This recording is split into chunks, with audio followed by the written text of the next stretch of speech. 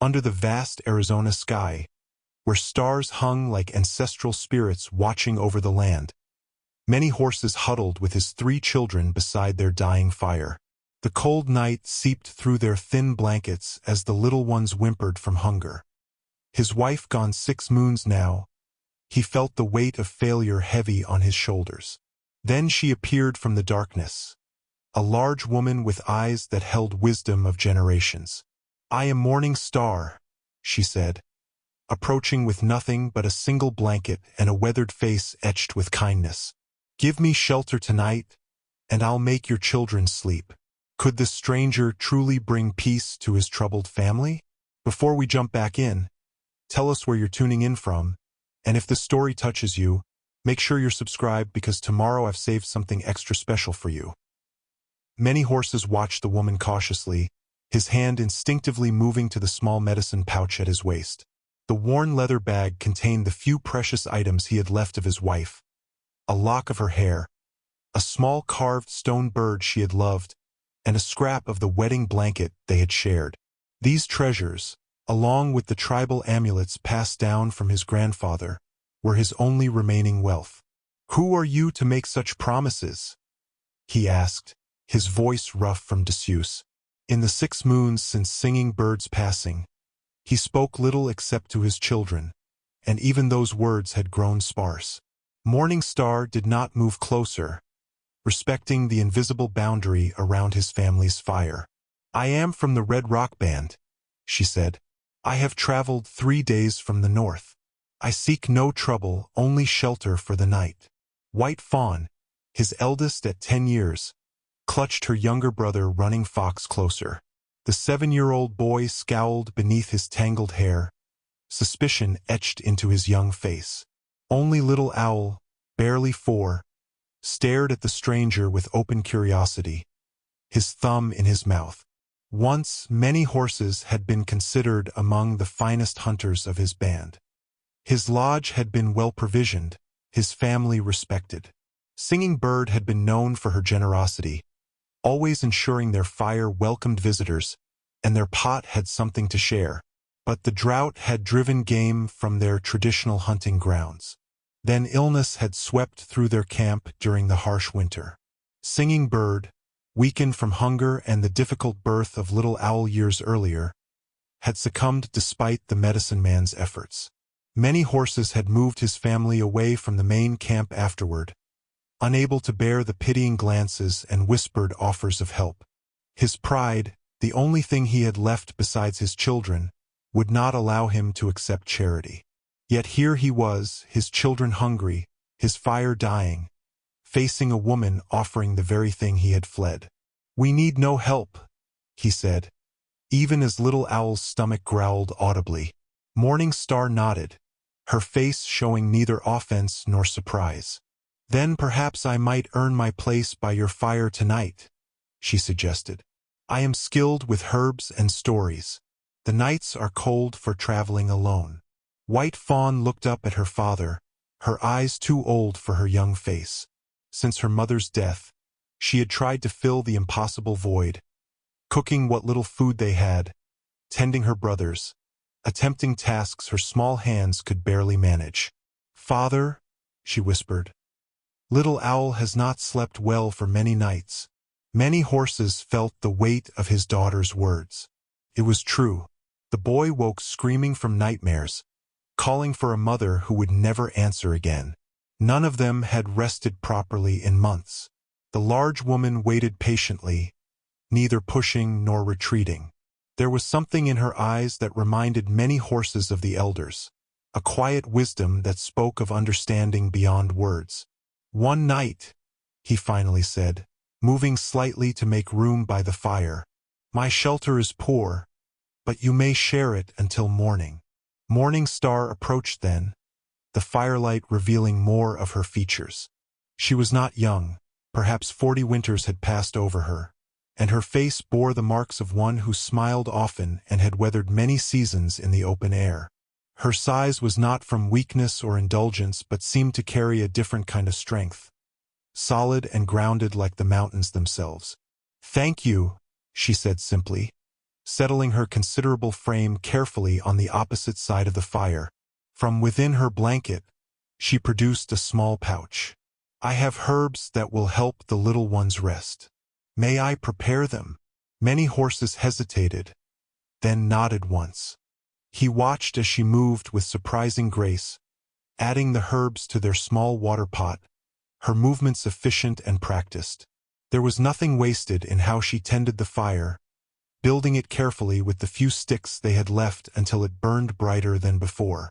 The scent that rose from the pot was pleasant, juniper and something sweeter that he didn't recognize. Little Owl crawled forward, drawn by the aroma. "Smells good," the child said, the first words he had spoken all day. Morning Star smiled at him, the expression transforming her broad face into something beautiful. "It is good," she agreed softly.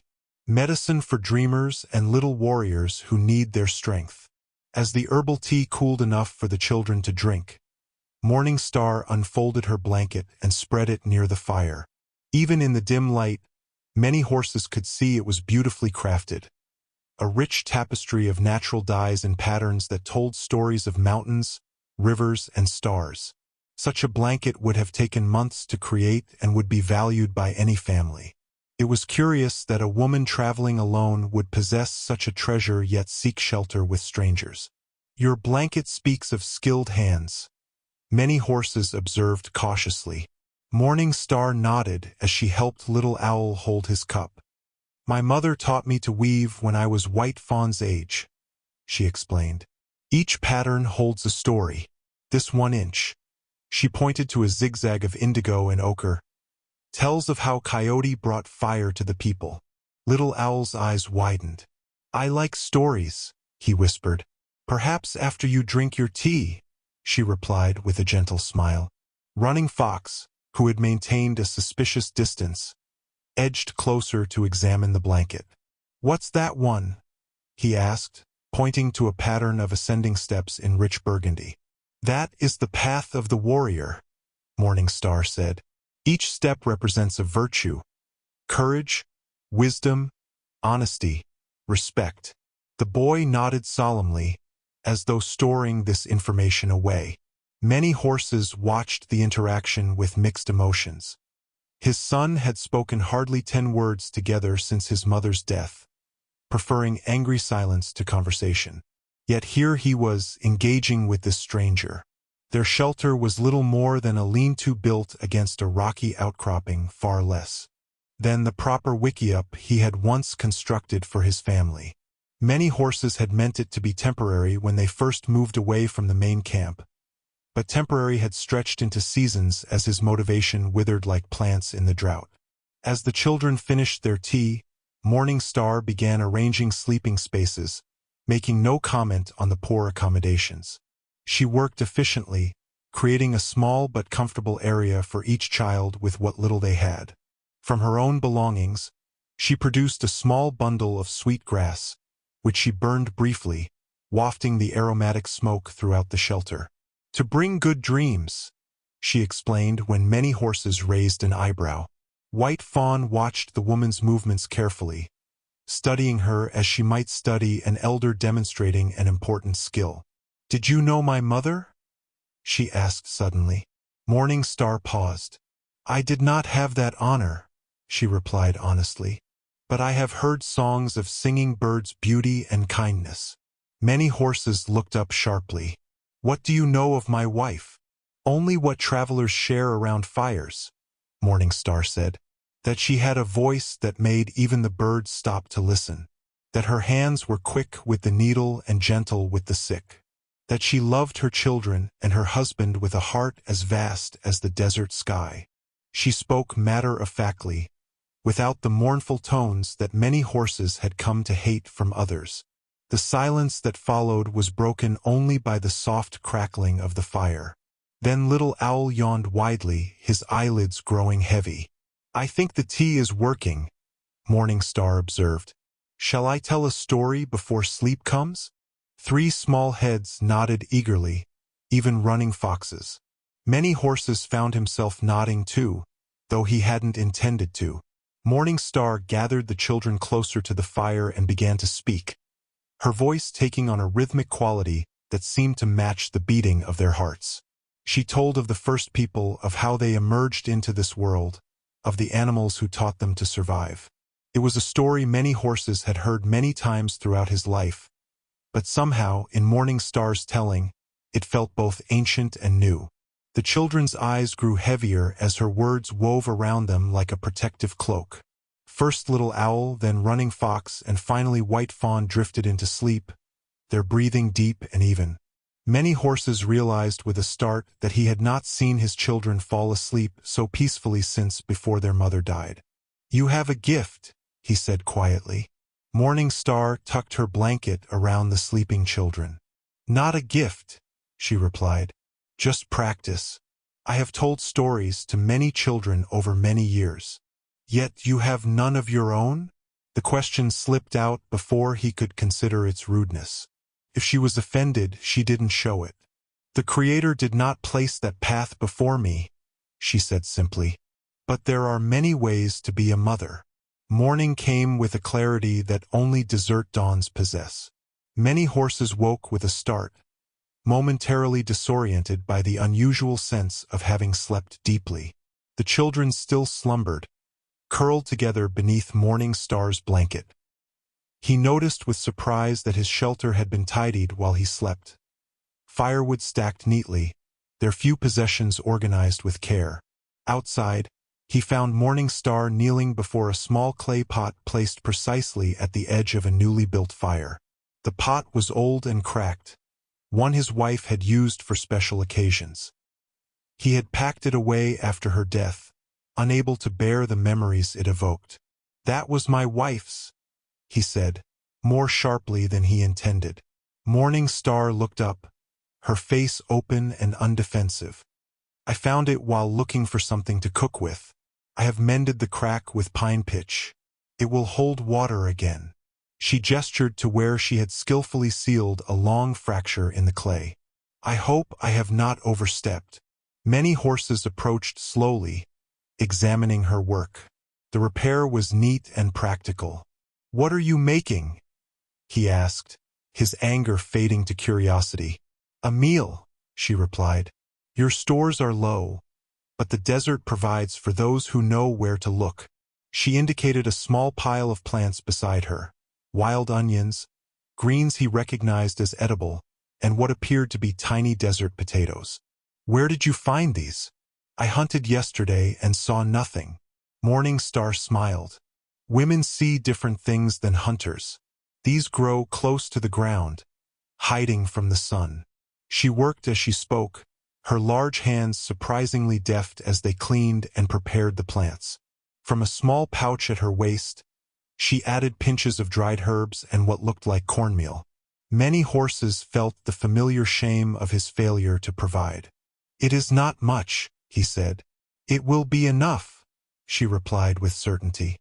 "There is power in making something from nearly nothing. That is woman's magic." She stirred the contents of the pot thoughtfully. "When the people first came to this world, the Creator gave different gifts to men and women. To men, the gift of bringing life home, the hunt, the protection. To women, the gift of making life from what is brought, the cooking, the weaving, the children. Both are needed." The smell rising from the pot was unexpectedly rich, awakening hunger many horses had suppressed for too long. Behind them, the sound of small feet announced the children's awakening. Little Owl emerged first, rubbing sleep from his eyes. "Food?" he asked hopefully, sniffing the air. "Soon," Morning Star promised. "Did you dream well, little one?" The boy nodded, his face solemn. "I dreamed of Mother. She was singing to the birds." Many horses felt his chest tighten. Little Owl rarely spoke of his mother, being too young to have many memories of her. Running Fox appeared next, followed by White Fawn. All three children looked more rested than they had in months. "Help me gather more wood," Morning Star instructed the older children. "Our food will cook better with a steady fire." They obeyed without complaint, even Running Fox, who normally resisted any direction. Many horses watched, bemused, as Morning Star organized his family with gentle efficiency. There was no force in her instructions, yet they carried a natural authority that even his strong-willed children responded to. When the meal was ready, Morning Star served it in their few cups and bowls, ensuring that each child received a fair portion. Many horses expected her to take the largest share for herself. Her size would justify it, but instead, she took the smallest portion, insisting that he take his fill. "You must keep your strength," she said simply when he protested. "The children need their father strong." The food was unlike anything he had tasted since Singing Bird's death. Somehow, this woman had transformed their meager supplies into something nourishing and flavorful. He watched, as his children ate eagerly, color returning to their thin faces. Running Fox finished first, scraping his bowl clean. "May I have more?" he asked, the first polite request many horses had heard from him in moons. "Of course," Morning Star replied, serving him another small portion. "Food tastes better when we're truly hungry, doesn't it?" The boy nodded, then hesitated before adding quietly, "Thank you." Those two simple words struck many horses like a physical blow. His son, who had been consumed by anger since his mother's death, was showing gratitude to this stranger.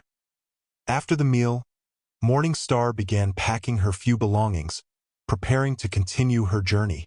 Many horses felt an unexpected reluctance to see her go but said nothing. It was White Fawn who spoke up. "Must you leave today?"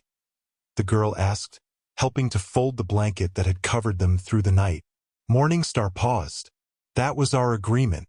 One night's shelter." "But," White Fawn began, then glanced at her father uncertainly. Many horses busied himself with the fire, unsure what to say. His pride warred with practical need. The woman had brought a night of peace to his troubled family. His children had eaten well and slept soundly for the first time in months. Yet to ask her to stay would be to admit his failure. Before he could resolve his inner conflict, White Fawn suddenly swayed on her feet.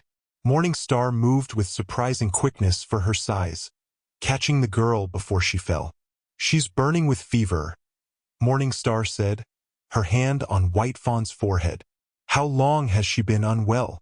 "I'm fine," White Fawn protested weakly, but her flushed face told a different story.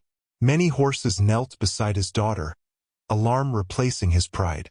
"She seemed well yesterday," he said, touching her hot cheek. Morning Star was already reaching for her medicine bundle, a small, well-worn leather sack decorated with porcupine quills in geometric patterns.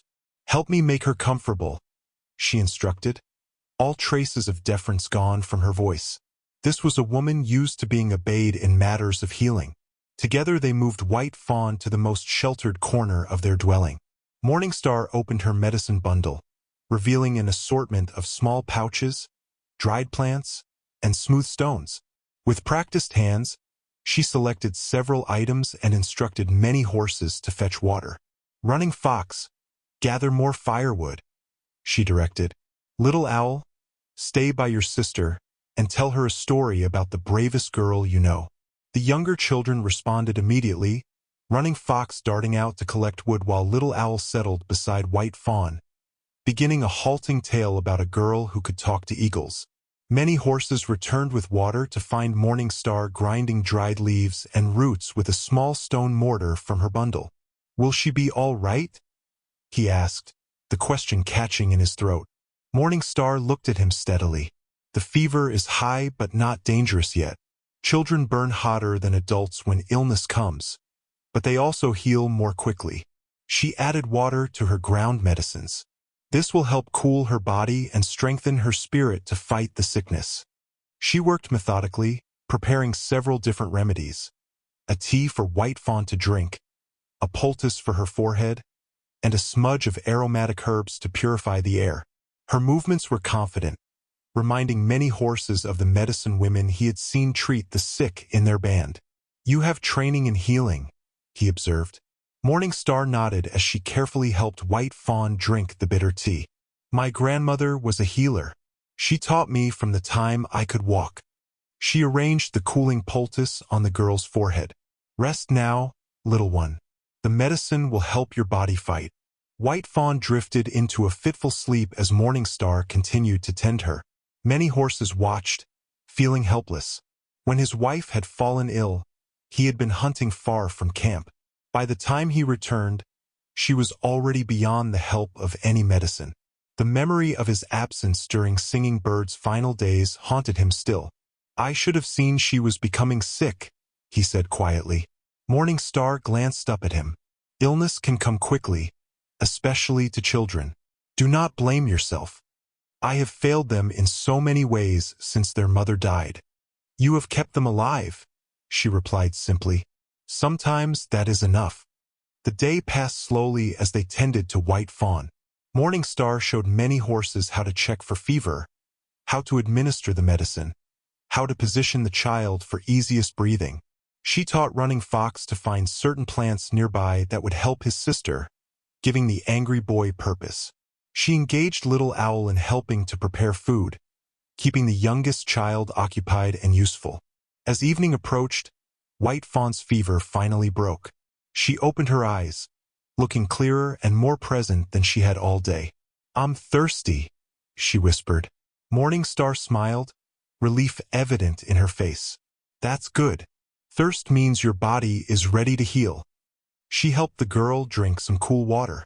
You've been very brave. Many horses knelt beside his daughter, stroking her hair. How do you feel, my heart? Better, White Fawn said. Morningstar made the burning go away. The woman in question was repacking her medicine bundle, organizing the remaining herbs and remedies. Many horses noticed her hands trembled slightly, the only sign of the strain she had been under all day. Thank you, he said, the words inadequate for the depth of his gratitude. Morningstar nodded in acknowledgement. She should rest for several days. The fever may try to return. 3 days passed with Morningstar caring for White Fawn and bringing unexpected order to their modest dwelling. The fever did not return, but the woman insisted the girl needed more time to regain her strength. Many horses found he no longer questioned Morningstar's continued presence. Instead, he felt a growing unease about their dwindling food supplies. On the 4th morning, he rose before dawn and reached for his hunting bow, a once fine weapon that had belonged to his father. The sinew backing had begun to separate from the wood, and one of the horn tips showed a hairline crack. Like everything else in his life, it had suffered from neglect since Singing Bird's death. You hunt today? Morningstar asked quietly from where she sat tending the morning fire. Many horses nodded, feeling a strange need to explain himself. The children need meat. Our stores are nearly gone. May I accompany you? She asked, surprising him. I can gather plants along the way. His first instinct was to refuse. Hunting was men's work, and he preferred solitude. Yet practicality won out. They needed food, and her knowledge of plants had already proven valuable. If you wish, he said stiffly, but we must. Move quietly and quickly. Morningstar nodded, making no mention of her size, which might have made both requirements challenging. She prepared a small bundle of food for them to carry and instructed the children to remain near the shelter. White Fawn was well enough to care for her brothers during their absence. As they set out in the gray light of dawn, many horses was struck by how quietly Morningstar moved despite her substantial frame. She matched his pace without complaint, her eyes constantly scanning the landscape. They traveled in silence for nearly an hour, moving deeper into the rugged hills where game might still be found. Your bow needs repair, she observed finally, gesturing toward the weapon in his hand. Many horses stiffened. It serves its purpose. I meant no criticism, she said. I have sinew prepared for such work in my belongings. If you wish, I could show you how to strengthen the backing. He glanced at her, surprised. You know bow making? My husband was a bow maker, she replied, her voice matter of fact. I helped him often before he was killed in a raid. That was many winters ago. This revelation, that she had been married, caught many horses off guard. He had assumed she was one of those women who remained unwed, serving their band as healers or midwives. "I did not know you had a husband," he said. Morning Star nodded, her eyes on the horizon. "We had 5 good years together. The Creator did not grant us children." She paused, then added, "After his death, I studied with my grandmother to learn healing. It gave my heart purpose again." Many horses absorbed this information, seeing Morning Star in a new light. She understood loss as he did. "There," she whispered suddenly, pointing to a barely visible track in the dry soil. "Deer. Small, but not more than an hour old." Many horses knelt to examine the sign, impressed by her tracking skill. The print was indeed from a deer, probably a yearling buck based on its size and depth. "You have a hunter's eye," he acknowledged. "When one travels alone, one must learn many skills," she replied simply. They followed the tracks with new purpose. Morning Star occasionally stopped to gather plants, quickly catching up to him afterward. Her knowledge of the land was impressive. She found water where he saw only dry ground, identified edible roots he would have passed without notice. After 2 hours of tracking, they spotted the young buck browsing on sparse vegetation in a sheltered arroyo. Many horses signaled for Morning Star to remain still as he carefully positioned himself for a shot. The distance was considerable, and his damaged bow would make accuracy difficult. He drew back the string, feeling the weakness in the weapon, knowing he would need perfect placement to bring down the animal. As he held his breath to release, the bow creaked ominously. The sound, though slight, was enough to alert the deer, which raised its head in alarm. Before the animal could bound away, Morning Star made a soft, warbling call that caused the buck to hesitate, ears flicking toward the unfamiliar sound. That moment's confusion was all many horses needed. His arrow flew true, striking the deer behind the shoulder. The animal leaped away but staggered after a short distance, the arrow having found its mark. Many horses approached cautiously to deliver the killing stroke with his knife, speaking the traditional words of thanks to the deer's spirit for providing sustenance. When he looked up, Morning Star stood nearby, her expression respectful of the hunter's moment with his prey. "A good shot," she said. "Your children will eat well tonight." The children's faces lit up when many horses and Morning Star returned with the deer. Running Fox, especially, stared at the animal with undisguised excitement. It had been months since they'd had such bounty. White Fawn, still recovering but clearly stronger, immediately began gathering materials to help process the meat. "I can do that," Morning Star told her gently. "You need to rest." "But I always help with the meat," White Fawn protested, her voice carrying a note of anxiety. Since her mother's death, she had taken on many adult responsibilities, as if trying to fill the impossible void left behind. Morning Star knelt to the girl's level. "I know you do, and you do it well. But today, I will teach you something different while your father prepares the deer." From her bundle, she pulled out several pieces of dried corn husk and handed them to White Fawn. "Do you know how to make a doll?"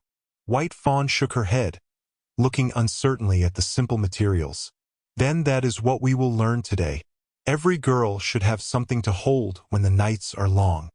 Many horses watched this exchange as he began the work of skinning the deer. White Fawn had not played with toys since her mother died, insisting she was too old for such things. Yet now she sat beside Morning Star, her small fingers awkwardly following the woman's instructions to fold and tie the corn husks into the shape of a simple doll. Running Fox hovered near his father, clearly wanting to help with the man's work.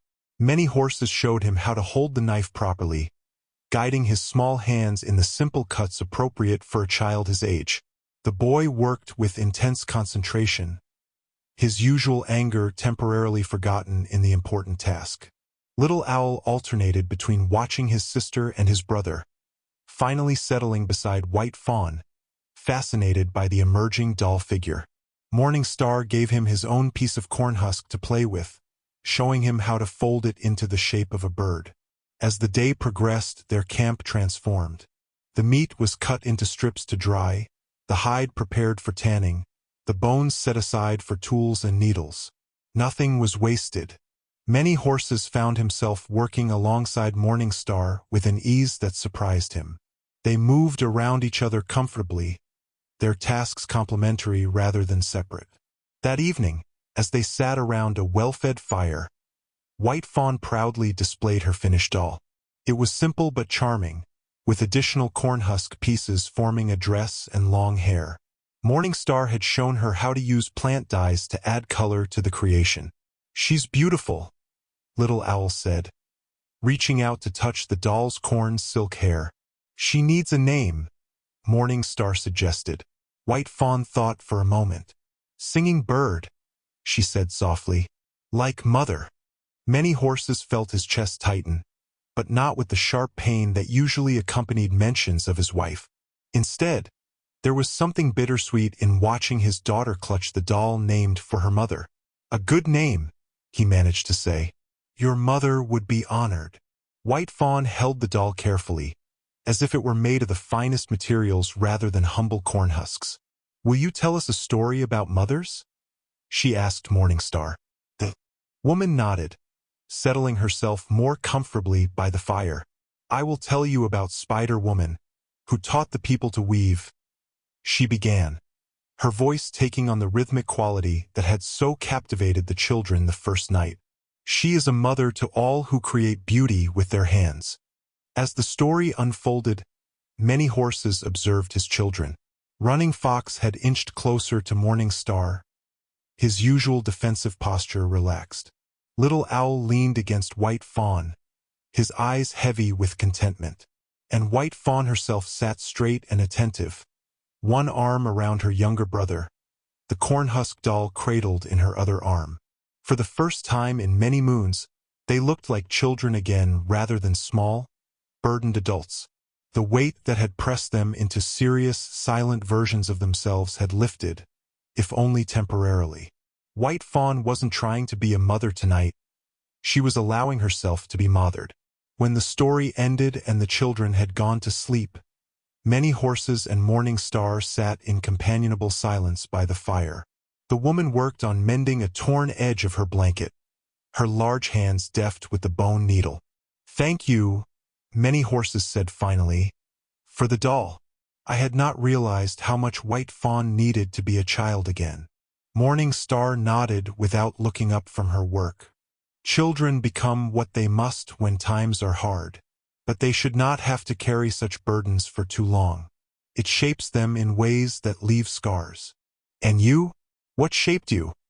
he asked, surprising himself with the personal question. She looked up then, her eyes reflecting the firelight. "Loss, like you.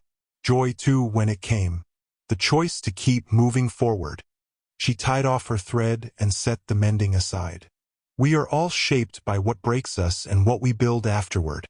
2 weeks passed with Morningstar's continued presence bringing unexpected stability to their lives. Each day had developed a rhythm. Mornings spent on necessary tasks, afternoons devoted to teaching the children useful skills, evenings filled with stories around the fire. Many horses found himself sleeping better, hunting more successfully, and speaking more than he had in months. One morning, as White Fawn and Morningstar sat working on a small star quilt together, a visitor arrived, Gray Wolf, an elder from the main camp. The old man approached cautiously, raising his hand in greeting. "Many horses," he called. "The band gathers for the rain ceremony in 2 days. Your family is missed." Many horses tensed. He had deliberately avoided the larger community since Singing Bird's death, unwilling to face their pity or judgment. Now, his isolation was being directly challenged. "We have been occupied with our own concerns," he replied stiffly. Gray Wolf's gaze moved to Morningstar, who had respectfully lowered her eyes at the elder's arrival. "I see you have a guest," he observed, his tone neutral but his eyes curious. "This is Morningstar of the Red Rock Band," Many Horses explained reluctantly. "She has been helping with the children." The elder nodded thoughtfully. "Your reputation travels before you, Morningstar. There are those among us who have benefited from your healing knowledge. Morning Star looked up, surprised. I have visited many camps in my travels. Indeed, your skill with fever sickness is still remembered from 2 seasons ago, when you passed through. Gray Wolf turned back to Many Horses. The children should participate in the rain ceremony. It would be good for them to remember they are part of the people. Many Horses felt trapped. To refuse would be disrespectful to the elder and the traditions of their band. To accept meant facing everyone who had witnessed his decline. His discomfort must have shown on his face, for Morning Star spoke up. The girl has been ill, she said. But she is stronger now. Perhaps it would be good medicine for all of them to join in prayer for rain. Gray Wolf nodded approvingly. You are welcome as well, Morning Star. A healer's voice is always valued in our ceremonies. With that, he took his leave, clearly expecting Many Horses to heed the invitation.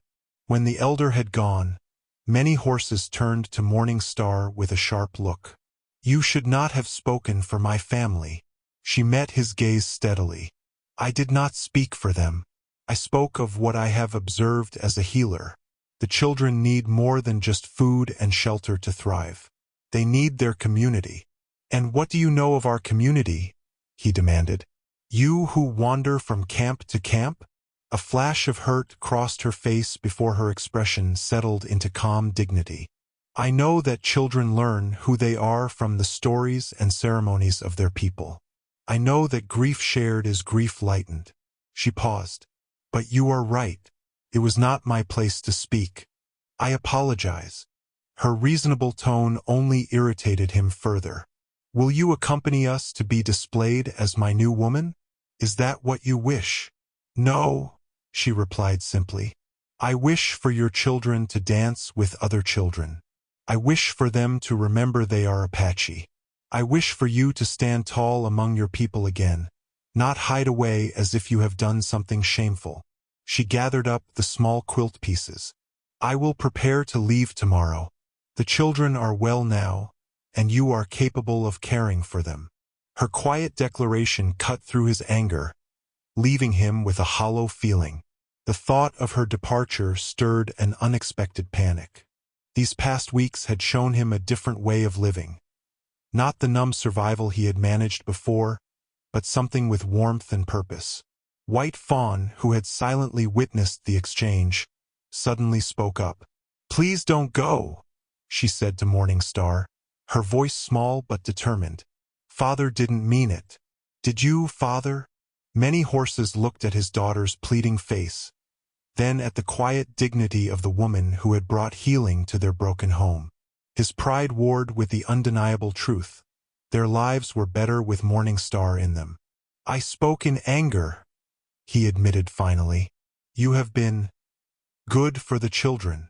Morning Star studied him for a long moment. And will you attend the ceremony? He sighed, knowing he was outmaneuvered. We will go. All of us. The smile that bloomed on White Fawn's face was like the first flowers after winter. Tentative but full of promise. She immediately turned to Morning Star, excitement replacing her anxiety. Will you help me finish my quilt before then? I want to show the other girls. If your father agrees, Morning Star replied, looking to Many Horses for permission. He nodded, watching as his daughter eagerly returned to her sewing lesson. The small star pattern emerging on the cloth seemed to symbolize something new taking shape in their lives, something he couldn't yet name but could no longer deny.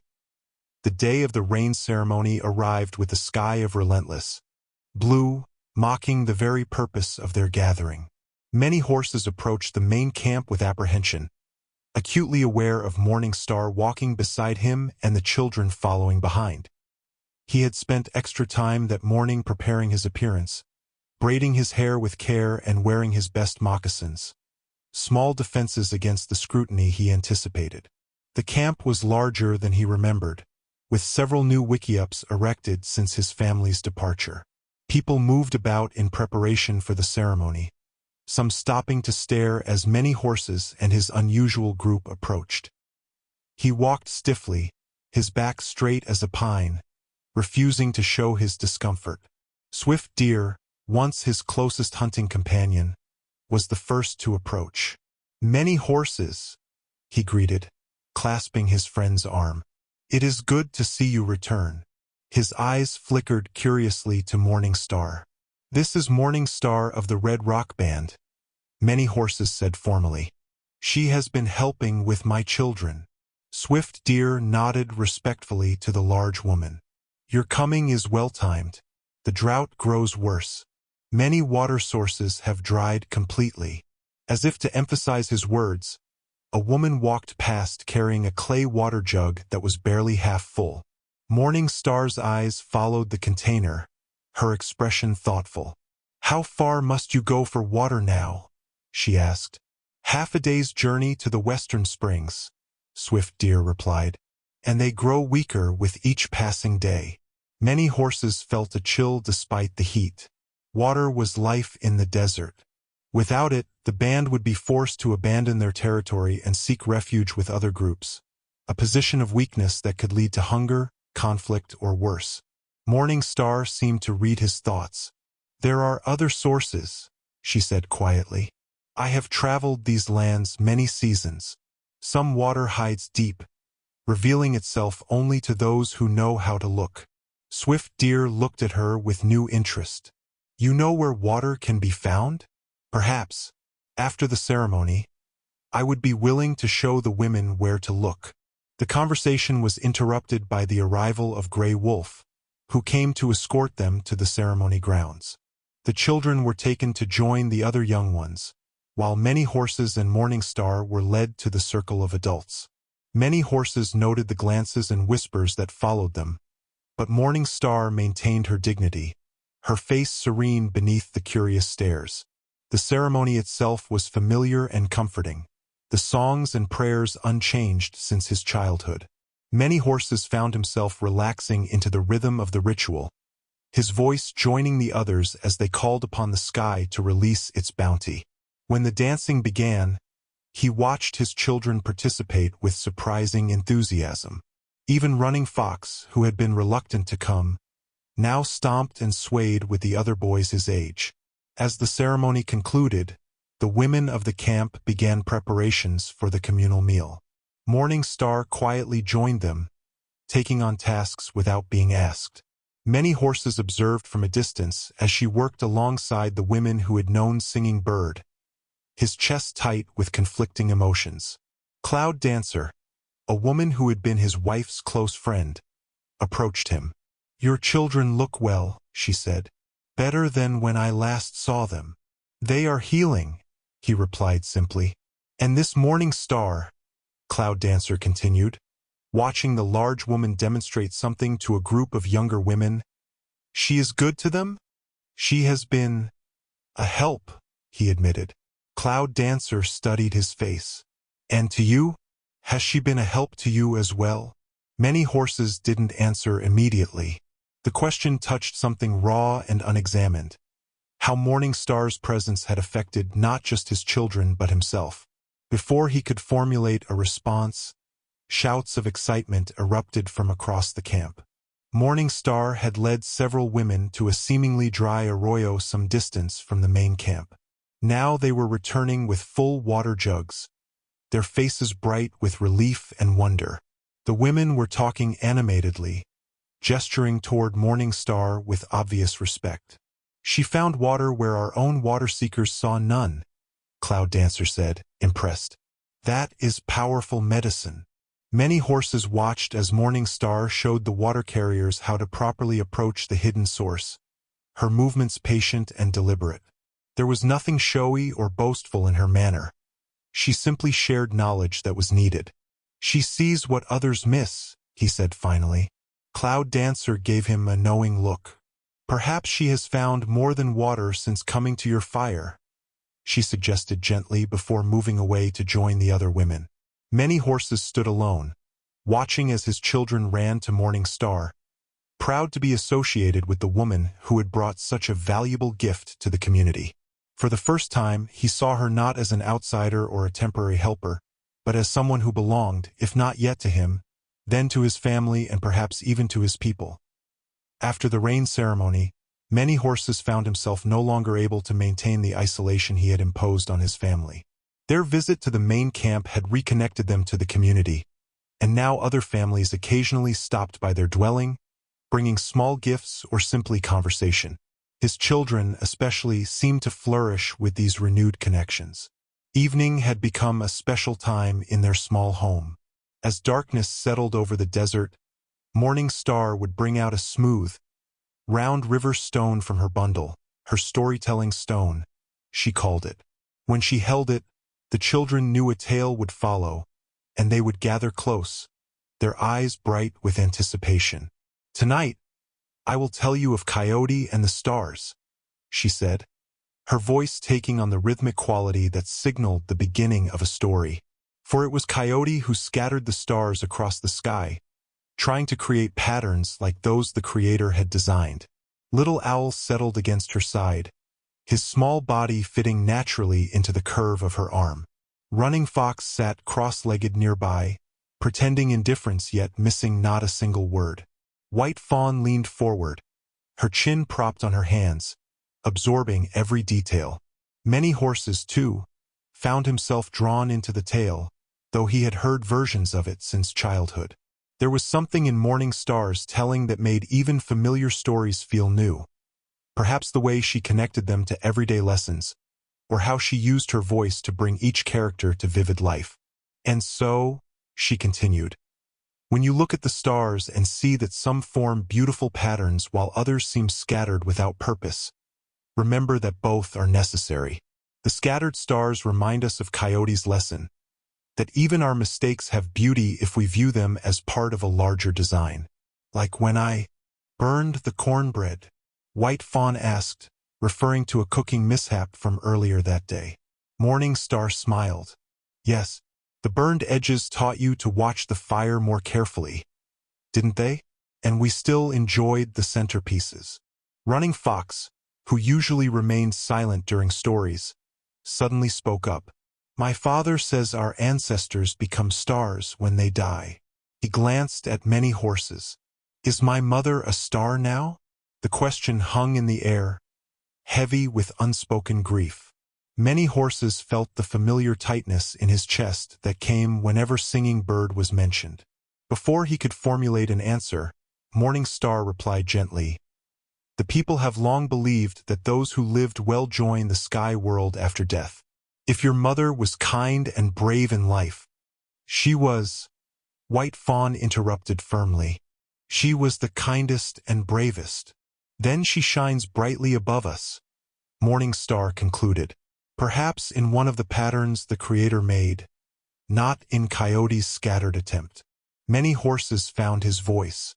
Your mother loved the Seven Sisters constellation. She would point it out to you when you were very small, Running Fox. She said it reminded her of family, how each star had its place, yet they all belonged together. It was the most he had spoken of Singing Bird in months. The words felt strange on his tongue, but not as painful as he had feared. Morning Star caught his eye across the fire and gave him a small nod of encouragement. Running Fox absorbed this information with unusual solemnity. Can you show me which stars they are? Tomorrow night, if the sky is clear, many horses promised. Later, after the children had fallen asleep, he sat with Morning Star by the dying fire. The storytelling stone rested in her lap, her fingers tracing its smooth surface absently. Thank you, he said quietly, for answering his question about his mother. I find it difficult still. Children need to speak of those they've lost, she replied. When we are silent about death, they learn to be silent about their pain. And you? Do you speak of your husband who was lost? She considered this. When it serves a purpose, yes. His name was Strong Shield. He loved to laugh and could carve wood into shapes that seemed alive. Her voice was calm, touched with fondness rather than raw grief. Time changes how we carry our losses. The weight never disappears entirely, but we grow stronger beneath it. Many horses watched the embers pulse with fading light. My children have changed since you came. Running Fox speaks more. Little Owl laughs again. White Fawn remembers she is a child sometimes. Children are like plants after a drought, Morning Star observed. They appear dead, but with proper tending, they can revive quickly. She paused. And you? Have you changed as well? The question caught him off guard. Had he changed? He was still the same man who had failed to save his wife, who had withdrawn from his community, who had watched his children suffer. And yet, perhaps, he admitted, I find myself thinking of tomorrow more than yesterday now. Morning Star nodded as if he had confirmed something she already knew. That is how healing begins. Not by forgetting the past, but by allowing the future to exist alongside it. She rose to bank the fire for the night, her movements familiar now in their shared routine. Many horses watched her, struck by the realization that this woman had become essential to his family in ways he had never anticipated, and perhaps in ways he was only beginning to understand. The summer solstice approached, bringing with it the band's annual blessing ceremony. Unlike the rain ceremony, which had been solemn and focused on survival, this gathering would celebrate life, growth, and community bonds. Many horses found himself looking forward to it with an anticipation that surprised him. Their small family had been preparing for days. White Fawn had completed her star quilt with Morning Star's guidance and would present it as her first major craft work. Running Fox had carved a small wooden horse, revealing a talent none of them had known he possessed. Even Little Owl had gathered special stones to contribute to the community blessing bundle. Morning Star had been invited by the elders to bring her ceremonial drum, an honor that acknowledged her growing place within their band. The drum, made of stretched deer hide over a wooden frame decorated with sacred symbols, had traveled with her for many years. She rarely played it, saying it was meant for special gatherings where its voice could speak to the spirits. On the morning of the ceremony, many horses watched as she carefully unwrapped the drum from its protective covering of soft buckskin. Her hands moved reverently over the surface, checking the tightness of the hide and the integrity of the bindings. It was my grandmother's, she explained, noticing his interest. She received it in a dream and crafted it with the help of a vision. Each symbol tells part of our family's story. She pointed to a spiral design near the edge. This represents the journey, how life circles back upon itself while still moving forward. Many horses studied the intricate patterns. And this one? He asked, indicating a series of connected triangles. Mountains and valleys, she replied. The high and low times of life. My grandmother taught that we must honor both equally, for each shapes who we become. She looked up at him, much like you are doing with your children, teaching them to honor both their joy and their grief. Before he could respond to this unexpected praise, White Fawn appeared, dressed in her finest clothes, her hair freshly braided with special beads Morning Star had given her. You look beautiful, Morning Star told her. Like a young woman beginning to bloom. White Fawn beamed at the compliment. Will you braid your hair too? She asked Morning Star. I could help. Something fleeting crossed the woman's face. Surprise, perhaps, or touched emotion. I would welcome your help, she said. Many horses left them to this female ritual, going to help his sons prepare. When he returned, he found Morning Star transformed. Her usual practical appearance had given way to something more ceremonial. White Fawn had braided her thick hair with red and yellow ribbons, and she wore a beautifully beaded necklace he had never seen before. She looked up as he entered, and for a moment, he saw her not as the helpful woman who had joined their fire, but as she truly was, a woman of substance and beauty in her own right. You look, he began, then faltered, unused to giving compliments. Different? She supplied with a small smile. Yourself, he finished. More yourself. Her eyes held his for a moment longer than usual, something unspoken passing between them. The ceremony grounds were already crowded when they arrived. Many horses noticed with pride how many people greeted. Morning Star with respect, asking for her blessing or simply acknowledging her presence. The children, too, were welcomed warmly, their contributions to the ceremony accepted with appropriate seriousness. When the dancing began, many horses found himself drawn into the circle. It had been so long since he had participated fully in such celebrations. The rhythm of the drums, morning stars among them, seemed to bypass his thoughts and speak directly to his body, reminding it of movements long forgotten but not lost. Across the circle, he caught glimpses of Morning Star as she played her drum alongside the other musicians. Her face was alight with joy and concentration, her strong hands creating complex rhythms that added depth to the simpler beats around her. Several times, her eyes met his through the swirling dancers, and each time, something warm bloomed in his chest.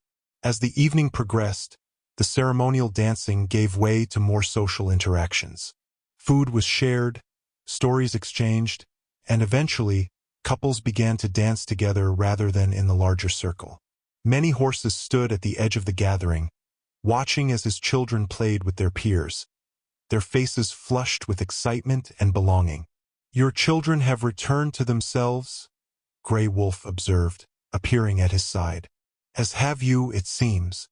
Many horses nodded, unable to deny the truth of the elder's words. "And the woman, Morning Star, she has found a place here as well." The old man's eyes twinkled knowingly. Perhaps more than one place. Before many horses could respond to this veiled suggestion, the musicians began a new song, one traditionally played for couples. Without consciously deciding to do so, he found himself crossing to where Morning Star sat with her drum. "Would you dance?" he asked, extending his hand. She looked up, surprise evident in her face. "Are you certain?" Instead of answering, he simply kept his hand outstretched. After a moment's hesitation, she set aside her drum and placed her palm against his. Her hand was warm and strong, calloused from work yet somehow still soft. As they joined the other dancers, many horses felt the eyes of the community upon them. But for once, he found he didn't care what others might think. For this moment, at least, he was simply a man dancing with a woman who had brought life back to his family, and perhaps to his heart as well. The days following the blessing ceremony carried a new undercurrent of awareness between many horses and Morning Star. Nothing was spoken directly, but their eyes met more often. Their hands occasionally brushed while working together, and the silences between them had transformed from awkward to comfortable. The children seemed to sense the change as well, exchanging glances and whispers when they thought the adults weren't looking. One morning, as many horses returned from checking his traps, he spotted an unfamiliar figure approaching their dwelling, a young man riding a paint horse, his appearance marking him as not from their band. The visitor carried a staff decorated with an eagle feather, signifying his role as a messenger. Many horses quickened his pace, arriving at his home just as the rider dismounted. Morning Star emerged from the shelter, wiping her hands on her dress, her expression curious until she saw the young man. Her face immediately transformed with recognition and concern. "Swift Arrow," she said, moving forward to greet him. "What brings you so far from our people?" The messenger bowed his head respectfully. "Morning Star, I bring word from your brother, Tall Pine. He has fallen ill with the fever sickness. The medicine man has tried all remedies, but the fever will not break. He asks for you to come." Many horses watched as Morning Star's normally composed face registered shock and distress. "How long has he been ill?" she asked. 7 days now. I have ridden for 3 to find you." Morning Star turned to many horses, her eyes troubled. "Tall Pine is my only living brother. I must go to him."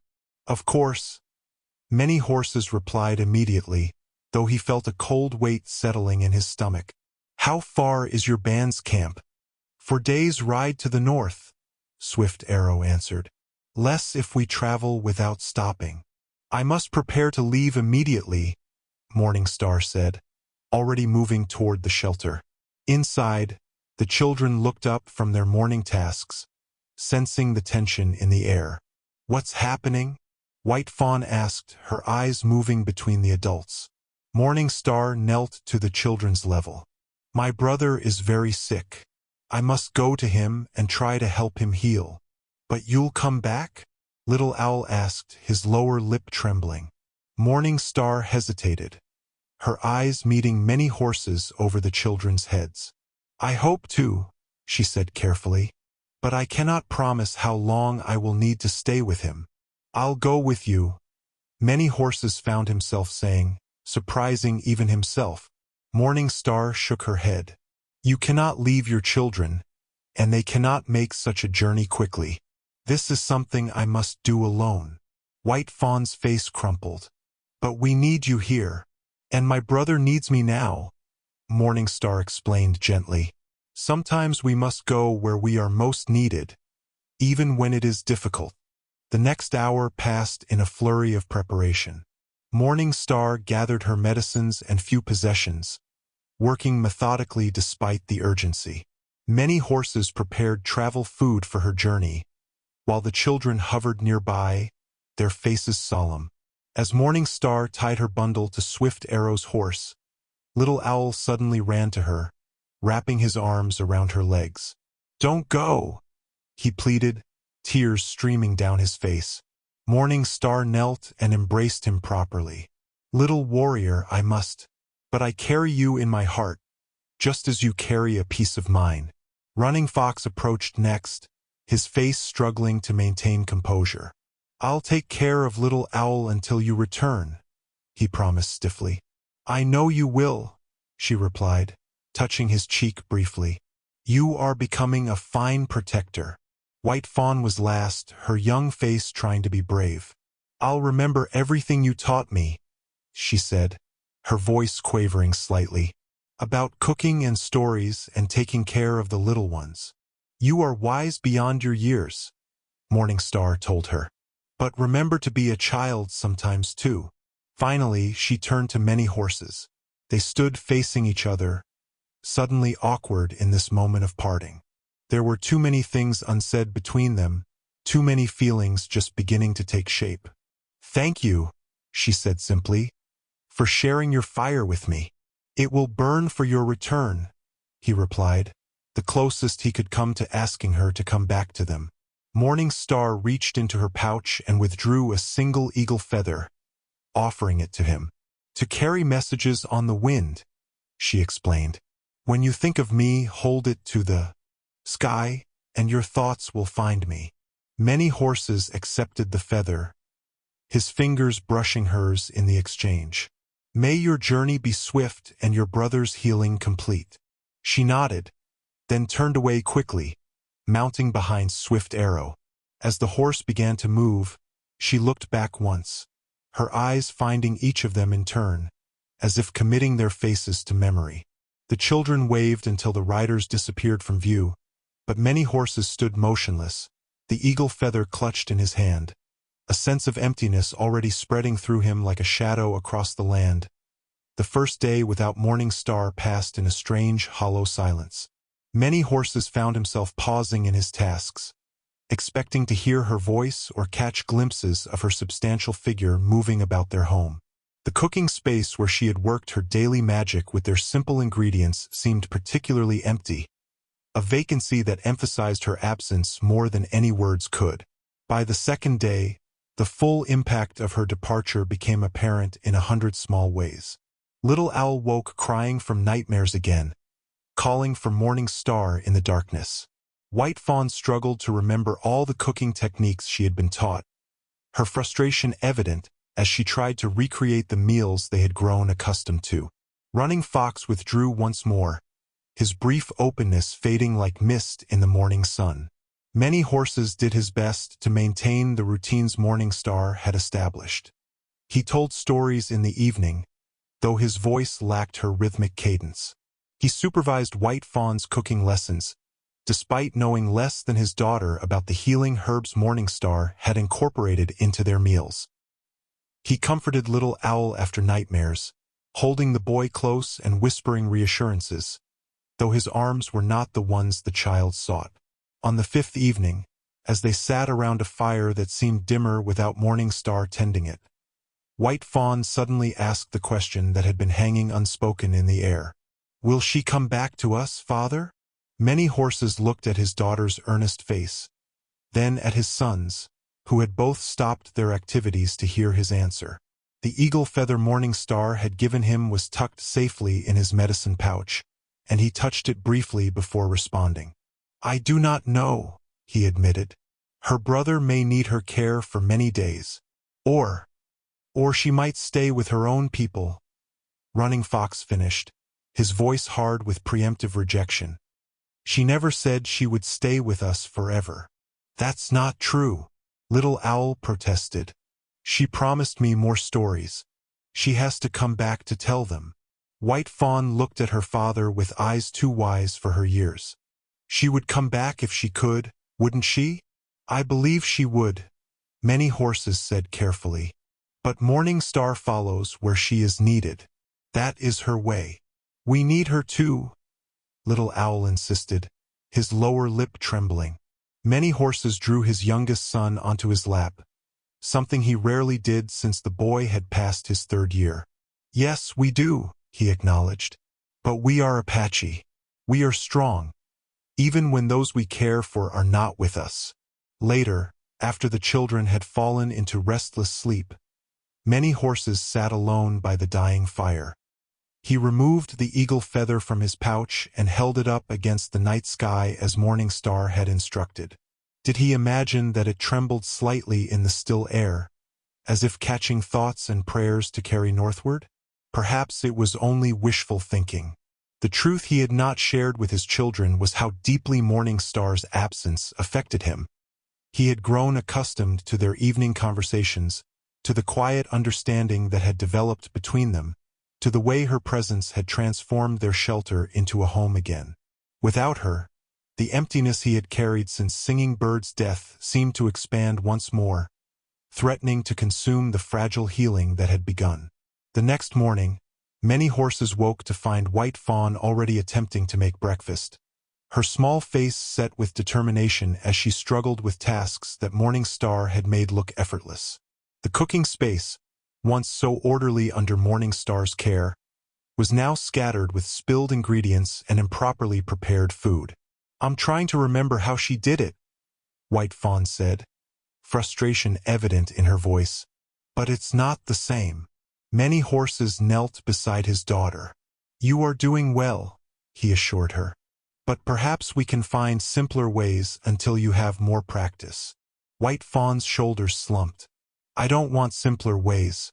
I want it to be like when Morning Star was here." The raw honesty in her voice mirrored his own unspoken feelings. "As do I," he admitted. "But until she returns, if she returns, we must find our own path." "What if she doesn't come back?" Running Fox asked from the entrance, where he had been listening unnoticed. "What if she decides her brother's people need her more than we do?" Many Horses looked at his son, recognizing the fear beneath the boy's challenging tone. Running Fox had lost his mother. Now he feared losing the woman who had begun to fill that terrible void. "Then we will honor what she taught us by continuing to live as she showed us," Many Horses replied. "By caring for each other, by keeping our fire burning, by remembering that we are a family even when we are not complete." White Fawn wiped her hands on her dress, leaving smudges of cornmeal. "I miss her," she said simply. "As do I," Many Horses repeated, allowing himself to voice the feeling he had been trying to suppress. "As do I." In that moment of shared vulnerability, something shifted between father and children, an acknowledgement that their feelings for Morning Star had grown beyond gratitude into genuine love. And with love came the risk of loss they all understood too well. 2 weeks passed with no word from Morning Star. The family settled into a new rhythm, one marked by her absence but shaped by the practices she had established. White Fawn's cooking improved with daily practice. Running Fox took on more responsibilities, helping his father with hunting and repairs. Little Owl gradually stopped asking when Morning Star would return, though he still carried the small bird figure she had carved for him everywhere he went. Many horses found himself working with unusual focus, expanding their shelter and reinforcing its walls against the coming autumn winds. When Swift Deer asked about his sudden industry, he replied simply that the children needed more space. But in quiet moments, he acknowledged to himself that he was preparing for a future that might include Morning Star, if she chose to return. One evening, as he sat outside their dwelling mending a pair of his own worn moccasins, an idea took shape in his mind. Setting aside his work, he gathered materials, the finest piece of deer hide he had saved from their last hunt, sinew for stitching, and small beads he had traded for at the main camp. Over the next several nights, after the children were asleep, he worked by firelight, crafting a pair of women's moccasins. He worked with care he hadn't shown in crafting since before Singing Bird's death. The hide was cut precisely, the stitches small and even, the beaded pattern on the toes a complex design of stars and mountains. These were not merely functional footwear but a gift worthy of the woman who had brought healing to his family. "What are you making, father?" White Fawn asked, discovering him at his work one evening. Many horses considered deflecting the question but instead showed her the nearly completed moccasins. "For Morning Star," he said simply. Her old ones were wearing thin. White Fawn ran her fingers over the beadwork. "They're beautiful," she said, "like something Mother would have made." The comparison startled him, but he recognized its truth. Singing Bird had been known for her fine beadwork, a skill he had admired but never expected to attempt himself. Yet here he was, creating something that honored both women, the one he had lost and the one he hoped would return. "Do you think she'll come back soon?" White Fawn asked, the question all the more powerful for how rarely it was voiced now. Many horses looked at his daughter, wishing he could offer certainty. "I do not know," he admitted. "But if she does, we will be ready to welcome her." White Fawn nodded solemnly.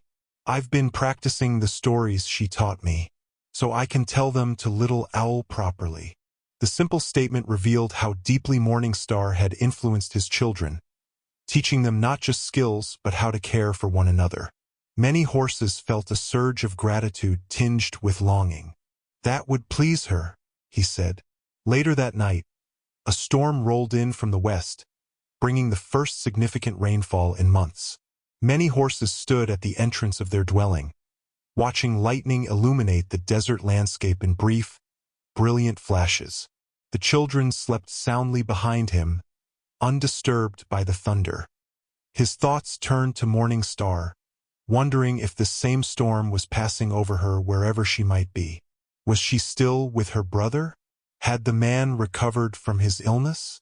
Or was she perhaps already journeying back to them, traveling through this dangerous weather? The thought of her facing the storm alone filled him with concern. Morning Star was capable and strong, but the desert could be treacherous during sudden rains, with dry washes transforming into raging torrents within moments. As the rain intensified, many horses made a decision. Moving to the back of their dwelling, he gathered dry wood and kindling, then returned to the entrance.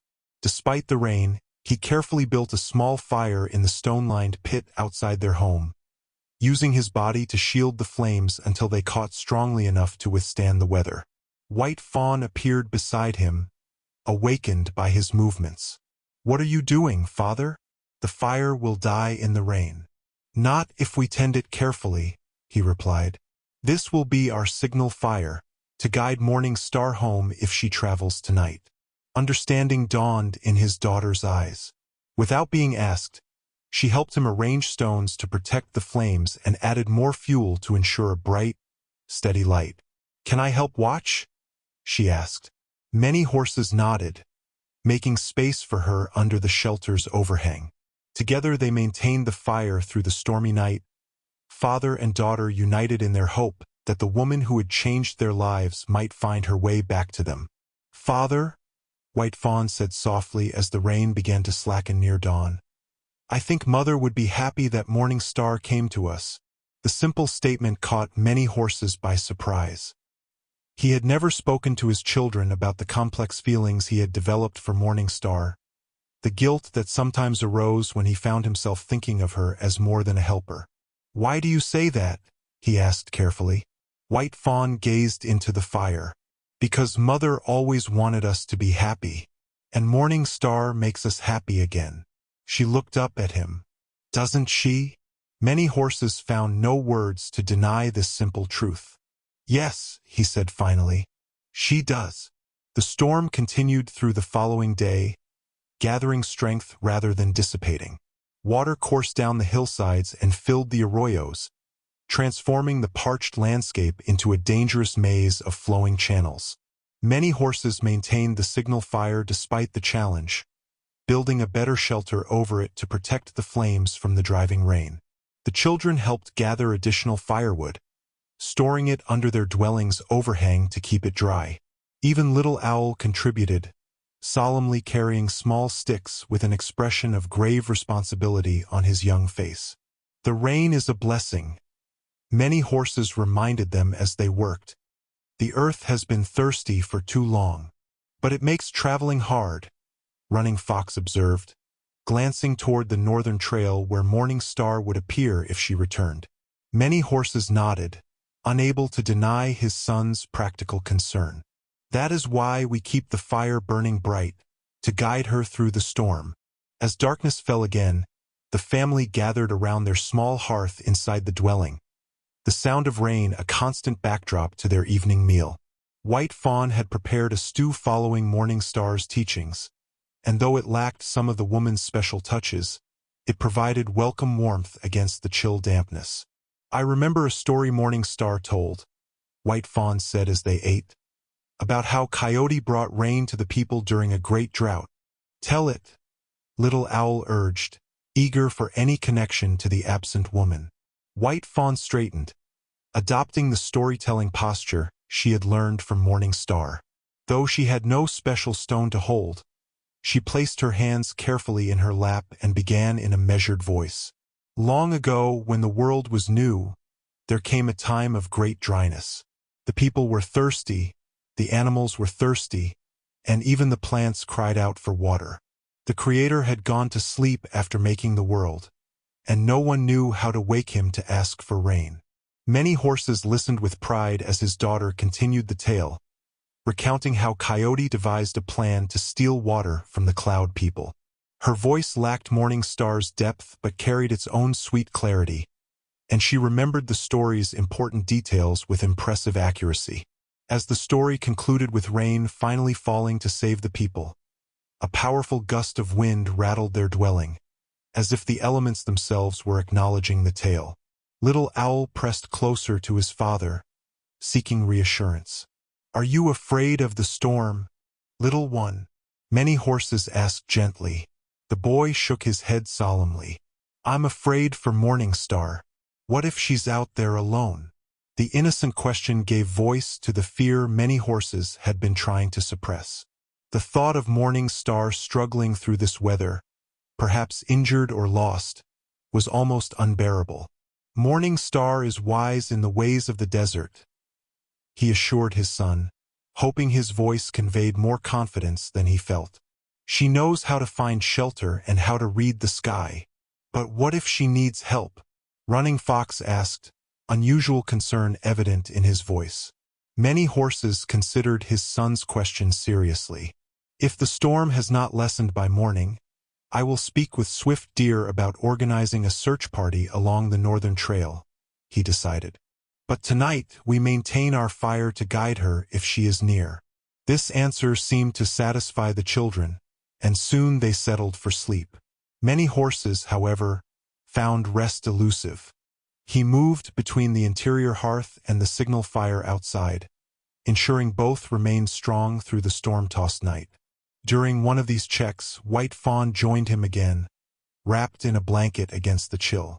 "Father," she said hesitantly, "I had a dream about Mother last night." Many Horses looked at his daughter with interest. Dreams were considered significant among their people, especially dreams of those who had passed to the spirit world. "What did she say to you?" he asked. "She didn't speak," White Fawn replied. "She was standing on a hill, pointing to the north. She looked happy. The girl paused. Do you think it means something? Many horses added another log to the fire, watching the flames leap higher. Dreams can carry messages we need to hear, he said carefully. Perhaps your mother is telling us that our path forward lies in that direction. White Fawn considered this. Where Morning Star would come from.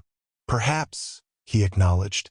They stood together in companionable silence, watching the fire send sparks upward to join the rain. After a while, White Fawn spoke again. Father, if Morning Star returns, will you ask her to stay with us always? The question laid bare the thoughts many horses had been circling for weeks. In the firelight, he saw his daughter's earnest expression, her need for honesty matching his own need to speak truth. Would that please you? He asked. White Fawn nodded without hesitation. She makes our home feel whole again, different than before but whole. Many horses touched the eagle feather in his medicine pouch, drawing strength from the connection it represented. If she returns, he said, I will ask her to join our family properly as my wife and your mother. Speaking the words aloud felt both frightening and liberating. For so long, he had believed that loving another woman would dishonor Singing Bird's memory. Now, he understood that honoring her meant allowing their family to heal and grow. Mother would understand, White Fawn said with the simple certainty of a child. She always told me that love makes room for more love. Many horses embraced his daughter, marveling at the wisdom she carried. When did you become so knowing? He asked softly. I listen, she replied with a small smile that reminded him powerfully of her mother. Morning Star taught me that too. Dawn broke with the storm finally beginning to abate, though rain still fell steadily. Many horses had just finished rebuilding the signal fire when Running Fox called out, pointing to a figure approaching from the northern trail. The silhouette was unmistakable. A large woman moving slowly through the mud, head bowed against the rain. Morning Star, Little Owl cried, darting forward before many horses could stop him. Wait! Many horses called, but his youngest was already splashing through puddles toward the approaching figure. Morning Star looked up at the child's voice, and even from a distance, many horses could see the exhaustion in her posture. Her usual steady stride had become a weary trudge. Little Owl reached her and wrapped his arms around her legs. She bent to embrace him properly, then straightened with visible effort. Many horses hurried to meet her, White Fawn and Running Fox close behind. As they drew nearer, he saw that her clothes were soaked and mud-splattered, her face drawn with fatigue. She carried her medicine bag, now stained and damaged from the journey, clutched against her chest as if to protect its precious contents. You kept the fire burning, she said by way of greeting, her voice hoarse. I saw it through the rain. It guided me home when the trail disappeared. Home. The word hung in the air between them, significant and hopeful. Come, many horses said, taking her arm to support her. You need warmth and rest. She nodded, allowing herself to lean slightly against him as they made their way back to the dwelling. The children surrounded her, all talking at once, their excitement palpable after the long weeks of her absence. Inside, White Fawn quickly arranged dry blankets near the hearth while Running Fox added wood to build up the fire. Many horses helped Morning Star to this makeshift resting place, noting how she winced as she sat. You're hurt, he observed, concern sharpening his voice. A fall in the darkness, she explained. The arroyo I was following flooded suddenly. I was fortunate to reach higher ground, but not before the water caught me. She attempted a reassuring smile that didn't reach her eyes.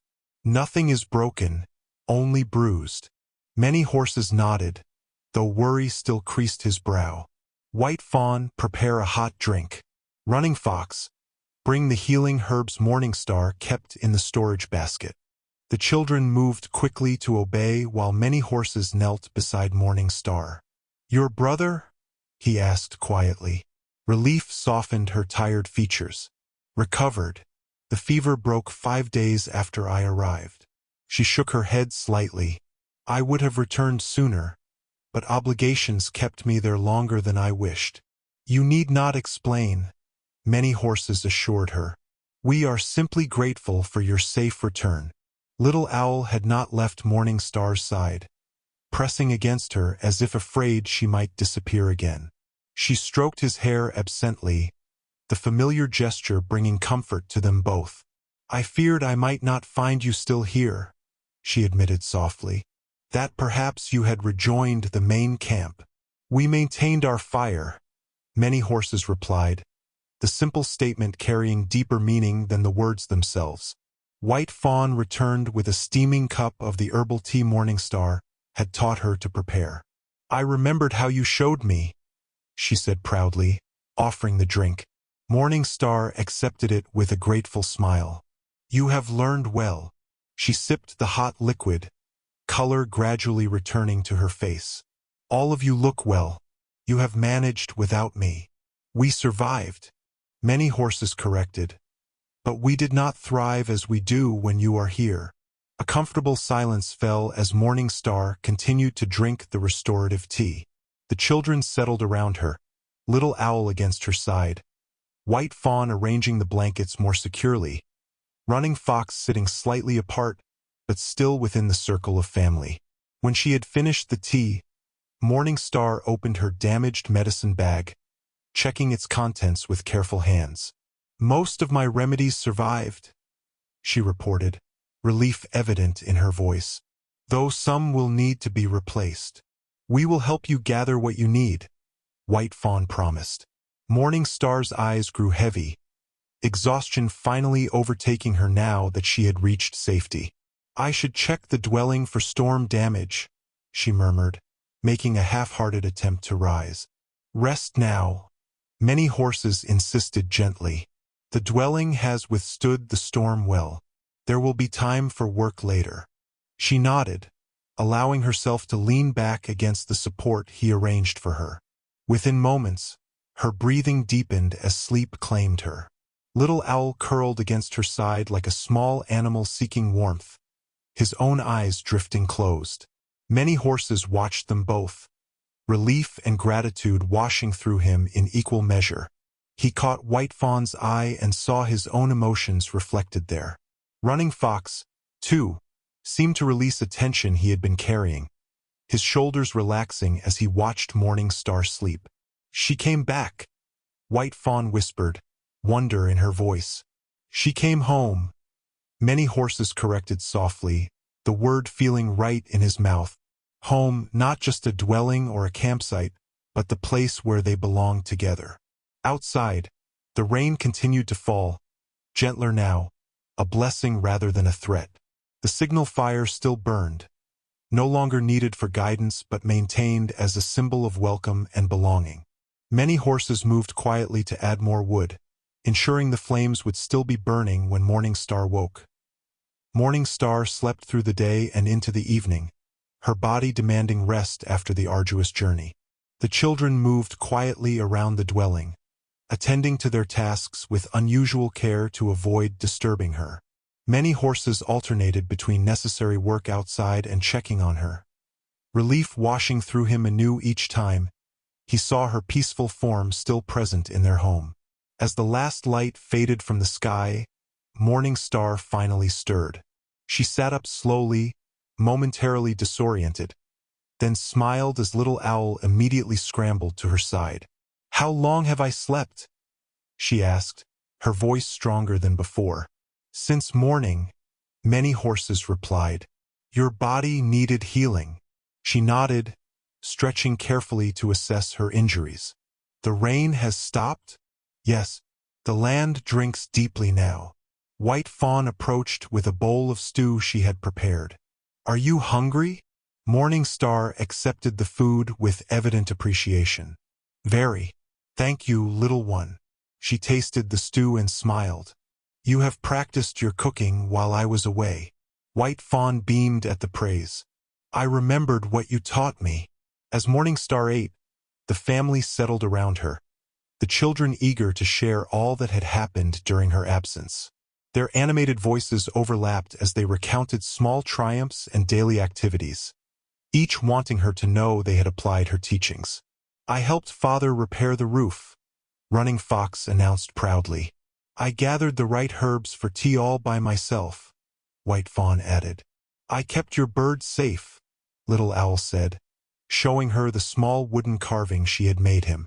Morning Star listened to them all, her face alight with genuine interest.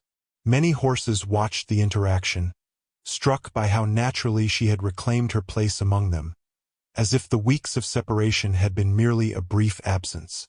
When the children had exhausted their stories and been settled for sleep, many horses and Morning Star sat alone by the fire. The familiar intimacy of their evening conversations returned immediately, though something new hummed beneath the surface, a tension born of separation and realization. "Tell me of your journey," he invited. Morning Star gazed into the flames. "The first days with my brother were difficult. The fever held him tightly, and for a time, I feared I had arrived too late." She traced a pattern on her skirt absently. "When he began to heal, the elders asked me to stay and treat others in the camp who had fallen ill." "Your skills were needed there," many horses observed. She nodded. "But my thoughts were here." Her eyes met his across the fire. "With you. With the children." The simple admission hung between them, honest and unadorned. Many horses reached into his medicine pouch and withdrew 2 feathers, the eagle feather she had given him and another smaller one he had found during her absence. "I carried your feather each day," he said, holding them together. "2 days ago, as I was maintaining the signal fire, this smaller one landed at my feet.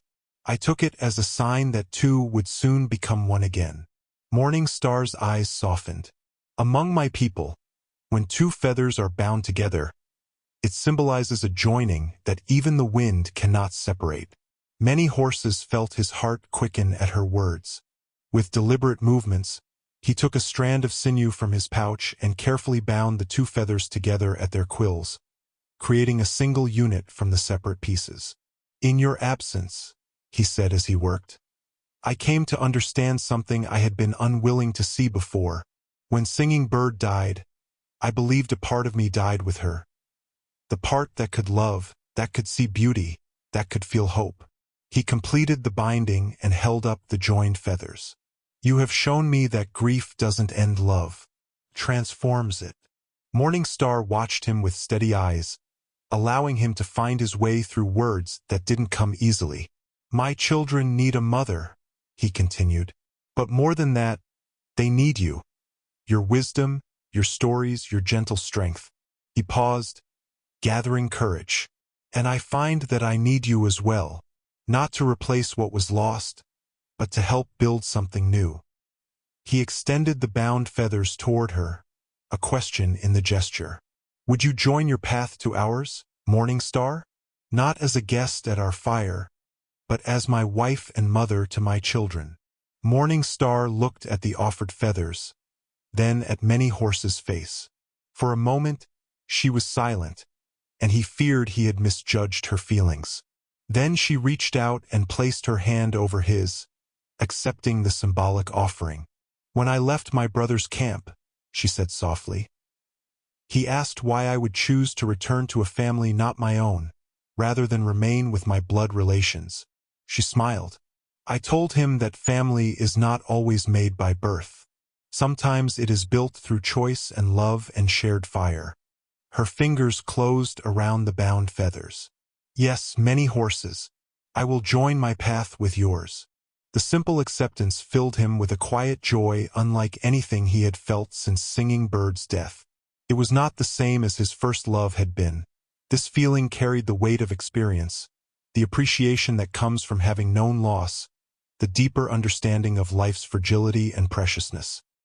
He reached across the fire and took her hand, completing the circle their words had begun. "Then from this night forward we walk together." "And our children?" she asked. "Already think of you as their mother," he assured her. "White Fawn told me that her own mother would be pleased by your presence in our lives." Morning Star's eyes grew bright with unshed tears.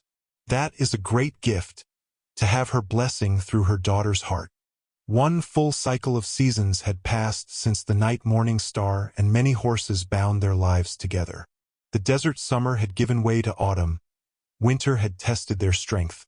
Spring had renewed their hope, and now summer had returned, bringing with it abundance after the cleansing rains. Their dwelling had grown alongside their family bonds. No longer a makeshift shelter, it stood as a proper wickiup, expanded to accommodate their needs. Many horses had added a separate cooking area for Morning Star, enclosed a small space for the children sleeping, and constructed a sturdy windbreak that protected their home from the strongest storms. The dwelling reflected the care and commitment of those who lived within it. On this particular evening, the family gathered around their fire, its flames reaching confidently toward the star-filled sky. Little Owl, now 5 and growing tall, sat beside Running Fox, who at 8 had lost much of his angry edge and found instead a quiet competence in hunting and crafting. White Fawn, 11 and blossoming into young womanhood, helped Morning Star prepare the evening meal, her movements showing the easy confidence of a girl secure in her place and purpose. Morning Star herself had changed subtly over the year.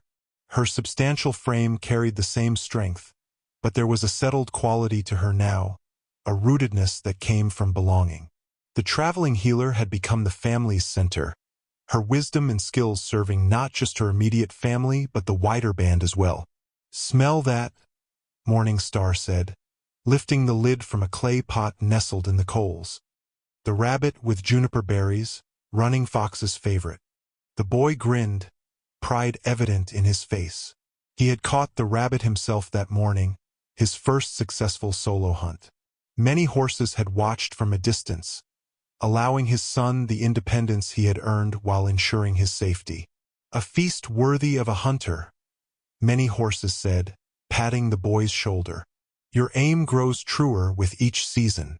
As they settled to eat, White Fawn distributed the carved wooden bowls that Morning Star had helped her decorate with burned designs. Each bowl was unique, bearing symbols meaningful to its owner. Little Owls showed birds in flight. Running Foxes depicted a successful hunt. Many horses carried a pattern of mountains and valleys like those on Morning Star's drum, and Morning Star's own featured a 5-pointed star surrounded by smaller ones. "Before we eat," Morning Star said, "White Fawn has something to share." The girl straightened, a mixture of nervousness and pride on her face. "I've been working on a song," she explained, "about our family." Without further preamble, she began to sing in a clear, sweet voice that echoed her mother's gift. The melody was simple but beautiful, the words telling the story of a broken family made whole again through unexpected blessing.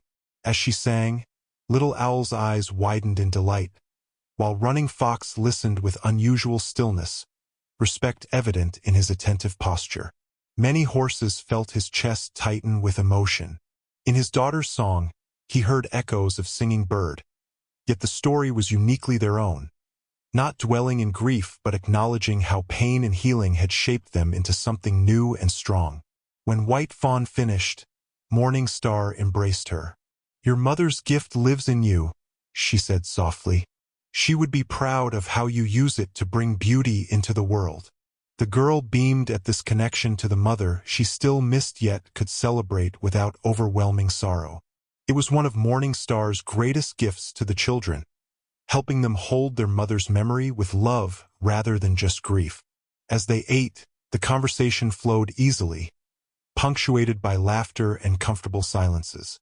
Many horses observed his family with quiet satisfaction.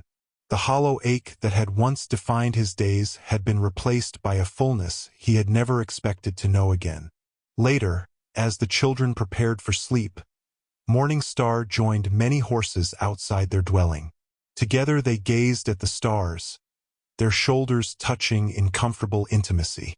"Do you remember the night we bound the feathers?" he asked. She nodded, her hand moving to the medicine pouch where she kept the joined feathers safe. "The night our separate paths became one. I feared then that loving you might diminish what I felt for singing bird, he admitted. That my heart would have to choose. Morning Star turned to look at him, her face gentle in the starlight. And now I understand that the heart is not like a vessel that can be emptied and refilled, he said. It is like the land itself, vast enough to hold mountains and valleys, deserts and rivers, all at once. He took her hand, strong and familiar in his own. I carry singing bird still, but alongside you, not instead of you. Morning Star smiled, the expression lighting her broad face with beauty that went far beyond conventional attractiveness. That is wisdom hard-won, she observed, the kind that comes only through living through the storm. From inside the dwelling came Little Owl's voice, calling for a story before sleep. Morning Star squeezed Many Horse's hand before releasing it. Duty calls, she said with warm humor. Our little one needs his dreams to be sweet. Our little one. The simple phrase encompassed the journey they had traveled, from stranger offering help to essential family member, from broken family to healed whole. As they returned to the dwelling, stepping into the circle of light cast by their fire, Many Horses paused to look once more at the stars above. Somewhere among them, he believed, Singing Bird watched over them still, blessing the family that honored her memory while finding joy in their new bonds. Around their fire, complete in ways he had once thought impossible, the family gathered for the night's final ritual, a story to carry them into dreams and the promise of tomorrow's shared dawn.